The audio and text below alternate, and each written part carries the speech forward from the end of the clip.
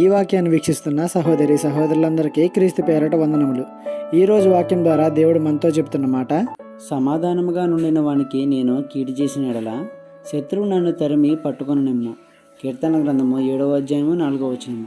ఈ మాట చెప్పడానికి ధైర్యం కావాలి కదా. ఎందుకు ఈ మాత్రం దానికి ధైర్యం ఎందుకు? మామూలుగానే చెప్పేయచ్చుగా అనుకుంటున్నారా? ఇక్కడ నిజంగానే దావీదు ఎలాంటి తప్పు చేయలేదు. తనతో మంచిగా ఉన్న సౌలుతో ఆయన కూడా మంచిగానే ఉన్నాడు. కానీ సౌలు తర్వాత అలా లేడు. అతన్ని చంపడానికి ప్రయత్నించాడు. అందుకే అన్నాడు దేవునితో ఇలా, మనమైతే చెప్పగలమా? ఎదుటివారు మనతో ఉన్నంతసేపు ఒకలాగా, ఎదుట లేనంతసేపు ఇంకొకలాగా ప్రవర్తిస్తుంటాం. అవునా కదా? మీరే తేల్చుకోండి.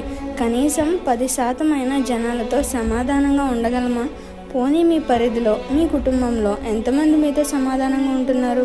వారి విషయమై దావీదు వల్లే దేవునితో చెప్పగలరా? ఒకసారి ఆలోచించండి.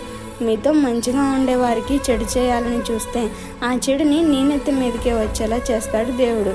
నిన్ను తరిమి కొట్టడానికి దేవుడే శత్రువుని పంపిస్తాడు. జాగ్రత్త. ఈ చిన్న సువార్త పరిచర్యలో మీ సహోదరులు. God bless you. ఆమేన్.